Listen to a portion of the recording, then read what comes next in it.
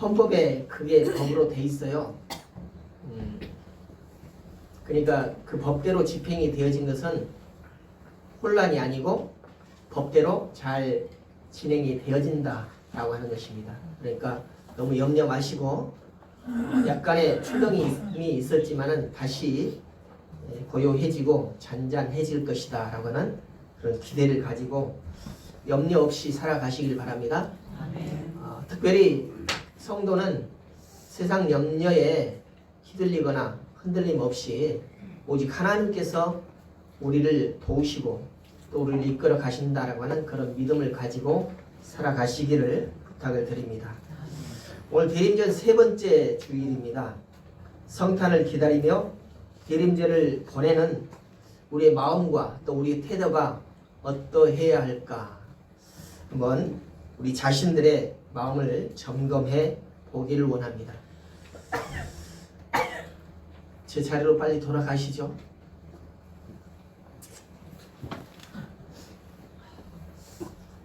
사람들은 대부분 성탄절을 앞두고 무척이나 기뻐하고 또 즐거워하는 그런 마음으로 대림절 기간을 보냅니다. 그런데 대림절 기간이라고 하는 것을 성도를 외에 일반 세상 사람들은 모르죠. 아니 성도들 가운데도 대림절이 뭐지? 라고 하면서 별로 대수롭지 않게 생각하는 그런 성도들도 많이 있을 것입니다. 성탄절은 사람들에게 행복감을 주는 그런 절기이기도 합니다. 이유를 불문하고 성도들은 그날이 예수님께서 우리를 위해서 이 땅에 오신 날이기 때문에 기쁘다라고 하는 그런 마음이 있을 것이고 또 세상 사람들은 그와는 전혀 다르게 자기들의 쾌락을 위해서 또 유의를 위해서 그날을 마음껏 즐길 수 있기 때문에 기쁜 마음으로 기다리기도 할 것입니다. 사람은 누구나 행복하기를 바라지만 그 행복은 혼자 이룰 수는 없지요. 행복은 사랑하는 존재를 만날 때 완성이 되어집니다. 그런데 그 행복해지는 마음은 어디서부터 시작이 될까에 대해서 우리는 좀 깊은 생각을 해야 될 것입니다. 그 마음은 하나님께서 우리를 창조하실 때의 마음이라는 것이죠. 하나님께서 천지 창조를 하실 때에 엿새 동안 만드셨다고 그랬어요. 그런데 마지막 날에 엿새째 날에 짐승들과 그리고 사람을 만드셨습니다. 5일 동안 만드실 때는 그 만들어진 것을 바라보시면서 좋다 좋다 이렇게 말씀을 하셨어요. 또 감동을 하셨습니다. 여섯째 날 사람을 만드시고 나서 그날 되어진 일들을 바라보시면서 그동안 5일 동안 했던 그런 잔잔한 마음으로 좋다라고 했던 그런 표현이 아니라 기뻐 뛰면서 어떻게 해요? 힘이 좋았더라 이렇게 표현을 하고 계셨습니다. 그래서 오늘 그 마음이 바로 행복한 마음일 것이다 라고 이렇게 우리는 추측을 할 수가 있습니다. 성경은 하나님께서 세상을 창조하시고 특별히 사람을 만드시고 힘이 좋았더라 라고 이렇게 말하고 있습니다.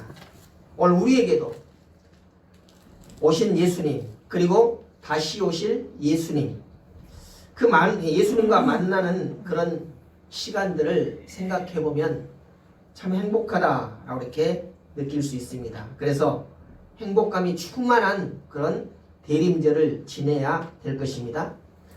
진정한 행복감을 위해서 오늘 본문이 주는 기다림의 교훈에 대해서 우리는 살펴보면서 은혜 받기를 원합니다. 먼저 우리에게는 사명이 있다는 것이죠. 오늘 본문 말씀에 행복감 충만한 만남을 기다리는 우리에게 아주 소소한 그런 소명이 주어져 있다는 것을 발견하게 됩니다. 25장 1절을 보니까 그때 천국은 마치 등을 들고 신랑을 맞으러 나간 열 처녀와 같다 하리니 이렇게 말하고 있습니다. 당시에 결혼식 풍습을 보니까 신랑이 신부를 맞이하기 위해서 기다리는 것이 아니라 신부의 집으로 가는 것을 오늘 성경을 통해서 보게 되는데요. 신랑이 신부의 집에 가게 되는데 어느 시에 어느 때 올지를 몰라요. 요즘 같으면 시간 약속을 철저히 지키는 그런 시대이기 때문에 그 시간에 기다렸다가 안 오면 어떻게 해요? 화가 나고 분노가 일어나고 조금 더 기다리다가 오지 않으면 어떻게 해요? 약속은 취소돼 버리잖아요. 근데 그 당시에는 그게 아니었다는 거죠.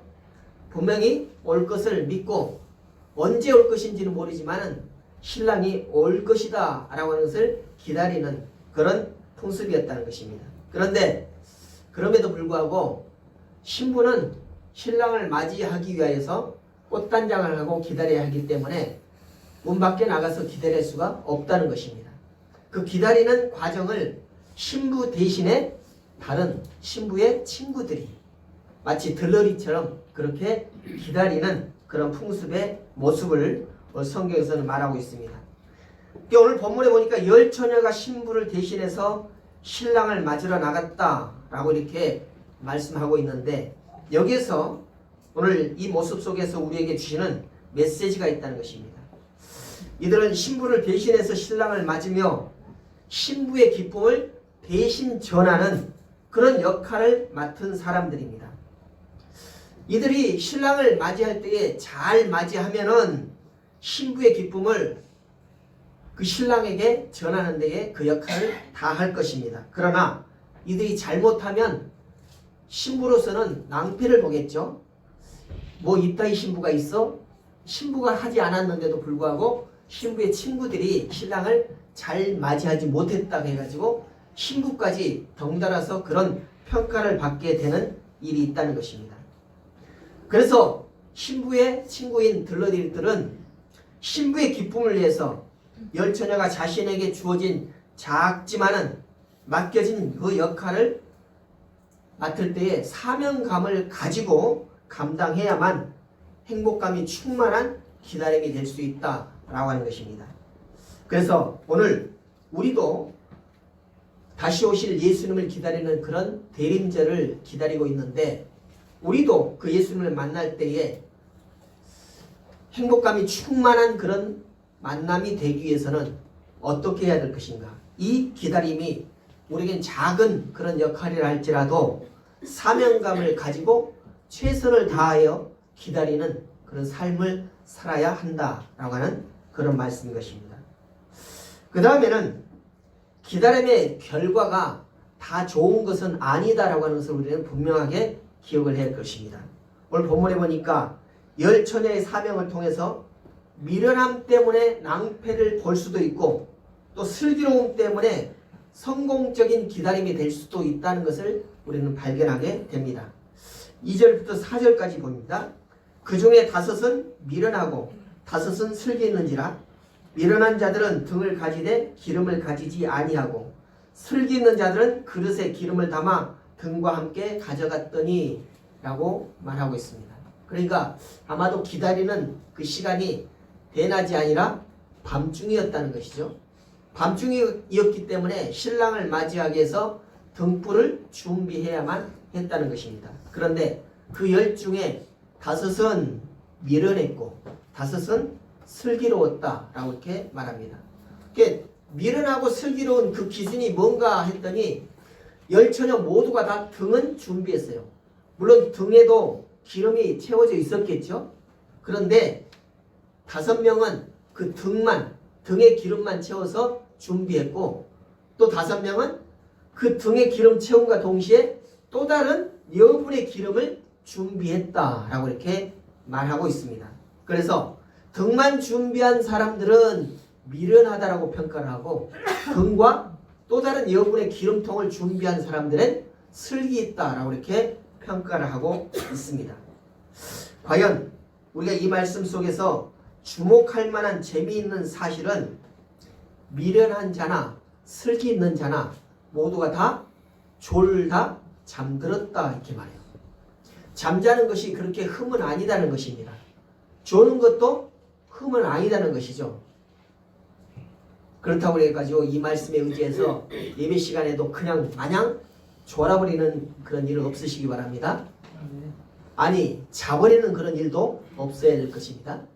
근데 오늘 보니까 사람이 피곤하니까 졸 수도 있고 잘 수도 있다는 거죠.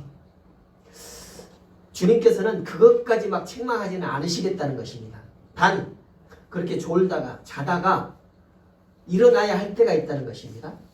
그런데 일어나야 할 때 이 열 처녀 중에 모두가 다 일어났을까요? 안 일어났을까요? 다 일어났어요. 잘 읽어보세요. 다 일어났습니다. 신랑이 온다는 소리가 들리니까 다 일어났어요. 그런데 그 시간 동안 기다리면서 뭐가 타들어갔어요? 기름이 타들어갔다는 것입니다. 그러니까 등에 기름을 준비했던 사람들은 모두가 다 준비했습니다. 그런데 기다리는 순간 그 졸면서 자는 동안에도 그 등불은 계속 타고 있었다는 거죠. 그러니까 기름이 다 소모되니까 마치 신랑이 온다는 소문을 듣고 모두가 다 눈을 떴는데 5명은 기름이 다 소모되어 버렸고 또 5명은 다 소모되었지만 거기에다 다시 부을 수 있는 기름이 여분이 있었다는 것입니다. 그 등이 있어야만 신랑을 맞이할 때 기분 좋게 맞이할 수가 있는데 5명은 등이 있어도 그 등에 불을 켤 수 있는 기름이 다 떨어져 버렸기 때문에 신랑을 기분 좋게 맞이할 수가 없게 되었다는 것입니다. 그때에 이 등만 준비했던 여인들이 기름까지 준비한 사람들에게 그 기름을 우리에게도 나눠달라 라고 이렇게 요청을 합니다. 그런데 5 처녀들은 매몰차게 그럴 수 없다는 거죠. 만약에 계속해서 등불을 켜고 싶다면 지금 기름가게 가서 기름을 사와서 등불을 켜라 라고 이렇게 말합니다. 이 대목에서 어떤 사람들은 아니 하나님을 믿는다는 사람들이 그렇게 좀 나눠주면 얼마나 좋아 라고 이렇게 말할 수 있어요. 그죠? 그런데 하나님의 나라는 그렇지 않다라고 분명하게 말해요. 처음 1장에 뭐라고 그럽니까? 1절에 그때 천국은 마치 그렇습니다. 천국은 그런 일이 없다는 거예요. 천국에서는 내 것이 네 것이고 네 것이 내 것이고 그런 일이 없다는 것입니다. 왜 그럴까요? 우리 이 땅에서 살아가면서는 참 매몰차다, 정없다라고 이렇게 여겨지지만 천국에서는 그런 일이 없다는 것이죠. 왜? 모두가 다 준비되어 있는 사람들만 천국에 들어갈 수 있기 때문에. 준비되지 않으면 천국에 들어갈 수가 없다는 그런 말씀이에요. 어쩌면 두려운 말씀 아닙니까? 내가 좀 수월하게 준비해도 내 옆에 있는 친한 친구가 열심히 풍성하게 준비했으면 나는 그것을 좀 빌려 쓸 수 있겠지라고 하는 그런 마음이 어찌 사람마다 없겠습니까? 근데 천국은 그렇지 않다는 얘기죠. 철저하게 자기 것은 자기가 준비해야만 된다는 것입니다. 다른 말로 얘기하면은 부모가 신앙이 좋아가지고 열심히 신앙생활하고 기도도 자녀를 위해서 정말로 끊임없이 하고 거기까지는 좋아요. 그러면 그 자녀가 신앙생활 안 하고 그냥 세상살이 해도 천국은 따놓은 당산일까요?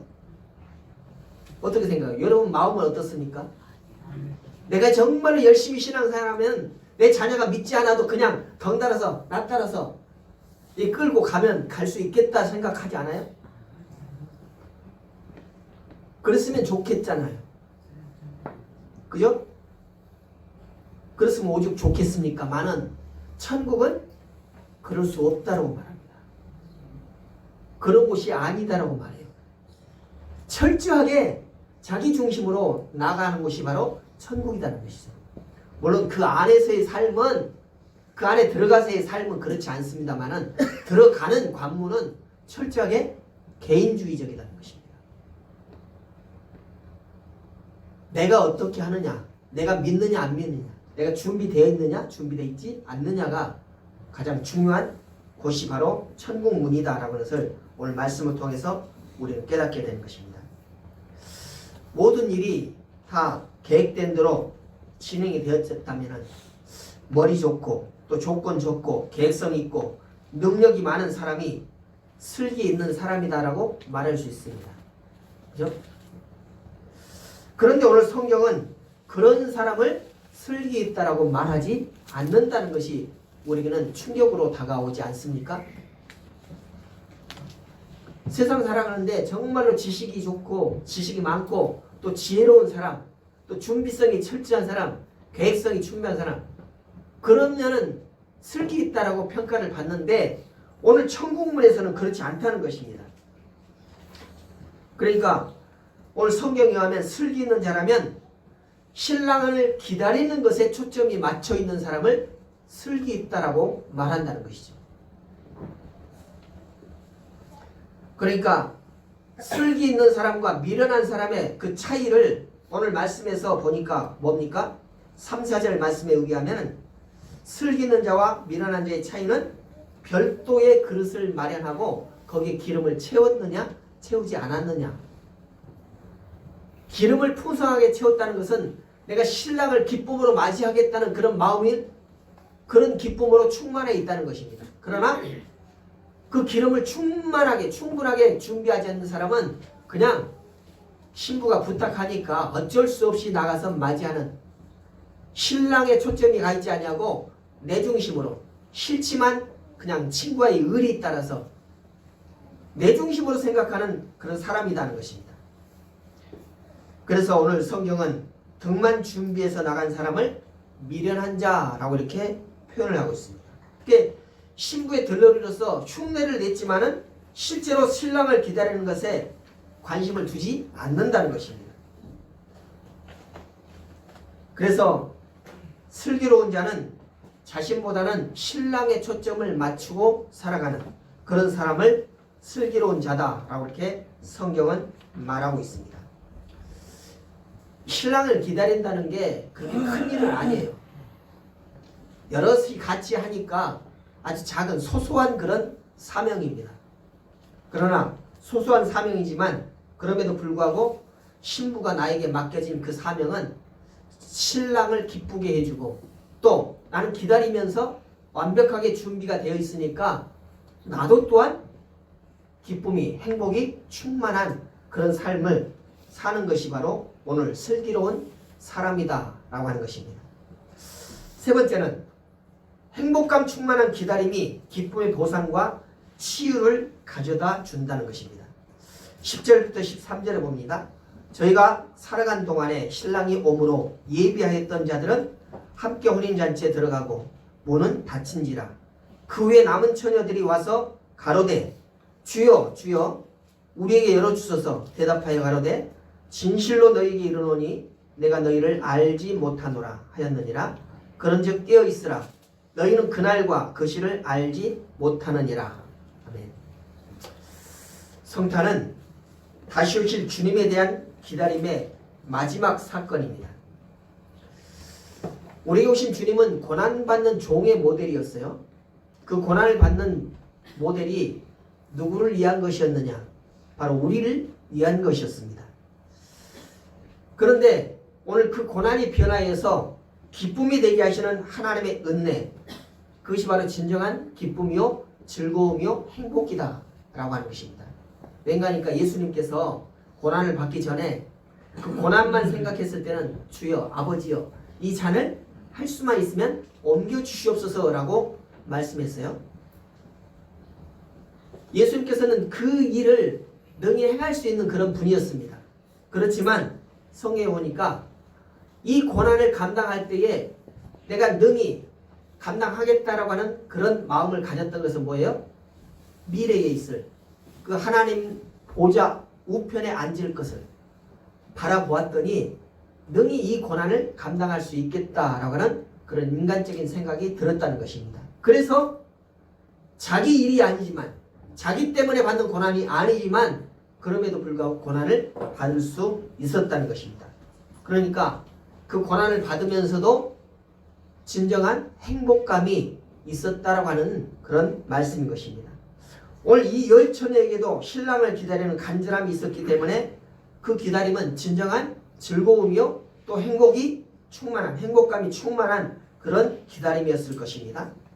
오늘 우리도 성탄을 기다리는데 우리 삶에서 이 기다림의 기간이 그냥 무료하고 지루한 그런 기다림이 아니라 행복감이 충만한 기다림이 되기 위해서는 내 중심이 아니라 신랑 오실 그 예수님의 중심이 되는 그런 마음을 가지고 기다릴 때에 우리는 행복감 충만한 그런 기다림의 시간을 보낼 수 있다는 것입니다.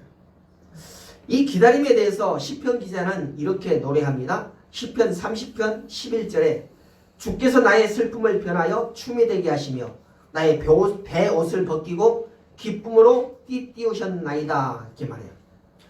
슬픔 가운데 있지만 그것이 슬픔으로 계속되는 것이 아니라 하나님께서는 그 슬픔을 변하여 기쁨이 되게 하신다라고 하는 것입니다. 또한 내가 지금 슬픔 가운데 있어서 나의 죄악된 모습 때문에 배옷을 입고 그 슬픔을 하나님께 고백하지만 하나님께서는 그런 상태로 계속 살아가도록 하지 아니하시고 오히려 기쁨의 띠를 띠게 변화시켜 주신다라고 하는 그런 말씀인 것입니다. 또 이사야 선지자도 이렇게 노래합니다. 이사야서 61장 3절에서 시온에 슬퍼하는 자들에게 화관을 주시고 또 그 죄를 대신하여 희락의 기름으로 그 슬픔을 대신하여 찬송의 옷으로 그 근심을 대신하시고 그들로 의의 나무 곧 여호와의 심으신 바 그 영광을 나타낼 자라 일컬음을 얻게 하려 하심이니라 이렇게 말씀합니다. 과거에 이스라엘에서는 내가 죄를 지었다라고 하면 죄를 뒤집어 쓴다. 죄를 뒤집어.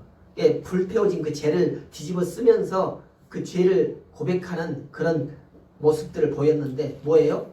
나는 아무것도 쓸모없는 사람입니다.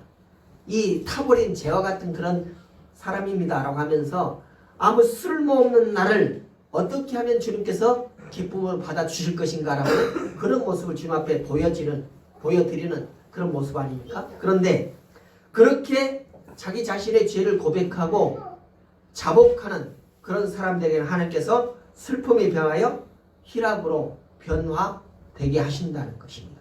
또 우리의 그런 죄악으로 물든 그런 모습이지만 우리가 주님께 솔직하게 나의 죄악을 고백하고 회개하면 주님께서는 오히려 주님을 영화롭게 드리는 그런 사람으로 변화시킨다라고 하는 그런 말씀인 것입니다. 여러분, 여러분의 삶의 모습들을 다시 한번 생각해 보십시오. 여러분의 삶이 하나님의 말씀에 온전하게 살아드리고 있는지, 정말로 하나님의 기쁨이 되어 살아가고 있는지,